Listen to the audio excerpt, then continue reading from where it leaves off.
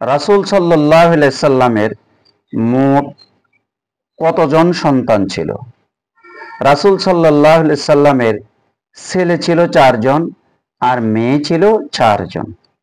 ছেলে 4 জন হলো ইব্রাহিম, কাসেম, তাহের, তৈয়ব।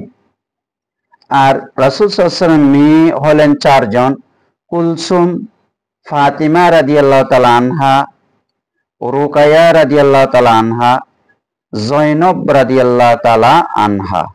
এই মোট রাসূল সাল্লাল্লাহু আলাইহি সাল্লামের 8 জন সন্তান ছিল। ছেলে ছিল 4 জন, মেয়ে ছিল 4 জন।